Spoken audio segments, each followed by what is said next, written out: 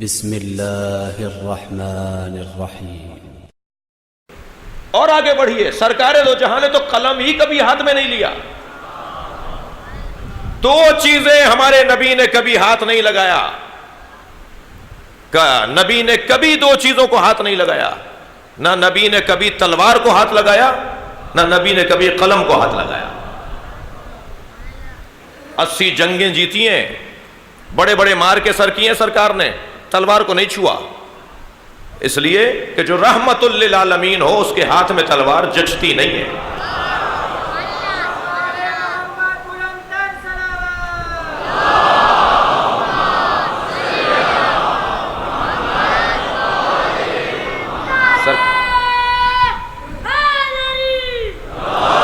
سرکار نے کبھی قلم کو ہاتھ میں نہیں لیا، توجہ میری طرف رہے، سرکار نے کبھی قلم کو ہاتھ میں کیوں نہیں لیا؟ قلم کو ہاتھ میں جو خود اللہ کا قلم ہو، اللہ نے ساری کائنات کو لکھا ہی جس کے ذریعے ہے، اسی کو محمد مصطفیٰ کہتے ہیں۔ نون والقلم وما یسطرون، نبی فرماتے ہیں اول ما خلق اللہ القلم، سب سے پہلے اللہ نے قلم کو خلق کیا ہے۔ صفحہ پلٹا تو حدیث نظر آئی اول ما خلق اللہ العقل، اللہ نے سب سے پہلے عقل کو خلق کیا ہے۔ صفحہ پلٹا تو حدیث کی زیارت ہوئی اول ما خلق اللہ نوری، اللہ نے سب سے پہلے مجھ مصطفیٰ کے نور کو بنایا ہے۔ یا رسول اللہ، قلم پہلے بنا ہے، عقل پہلے بنی ہے، یا آپ کا نور سب سے پہلے بنا ہے؟ عجب نہیں جواب آئے، ان میں تضاد کہاں ہے؟ جسے قلم کہتے ہیں وہی عقل ہے، جسے عقل کہتے ہیں وہی مصطفیٰ ہے۔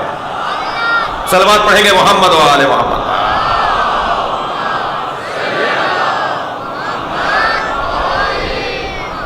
جو خود قلم ہو، جو عقل ہو، صاحب عقل نہیں، عاقل نہیں، عقل، بڑی نہایت، جو خود عقل ہو، اس وجود کو جو خود قلم الہی ہو، کبھی ہاتھ میں قلم نہیں لے رہے؟ کیوں نہیں لے رہے؟ حضرت آیت اللہ محمد حسین طباطبائی صاحب تفسیر المیزان،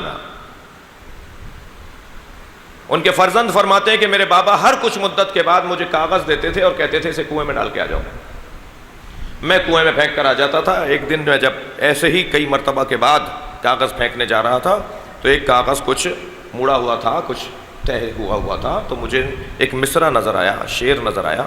میں نے اسے سیدھا کر کے دیکھا تو ایک بہترین غزل تھی۔ دوسرا کاغذ کھولا تو اس بہترین نظم تھی، بہترین مختلف اصناف شعر اس پر طبع آزمائی تھی، اور شاہکار کلام، جی بہترین مصرے، بہترین خیالات، اتنا اچھا کلام۔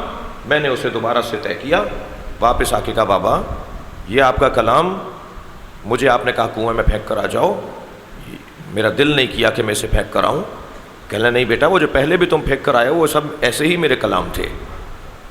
بابا ماجرا کیا ہے؟ اسے جمع کیجئے، اسے محفوظ کیجئے، کل لوگ استفادہ کریں گے، ہمارے کام آئے گا۔ فرمانے لگے نہیں، تمہیں نہیں پتا میں تفسیر قرآن لکھ رہا ہوں؟ تفسیر قرآن کے ساتھ اگر میرا دیوان آئے گا تو لوگ کہیں گے شاعر نے تفسیر لکھی ہے۔ میں اپنے کلام کو نفی کروں گا تاکہ اللہ کا کلام ہی باقی رہے۔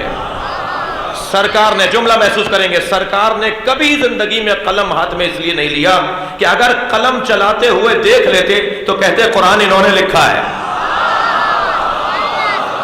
ہم قلم ہی ہاتھ میں نہیں لیں گے،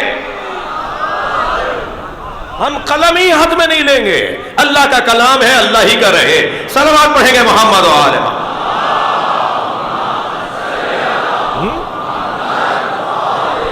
اگر آپ ہمارے لیٹسٹ ویڈیوز کے بارے میں جاننا چاہتے ہیں تو ہمارے چینل کو سبسکرائب کریں اور بیل آئیکن کو پریس کریں۔ شکریہ۔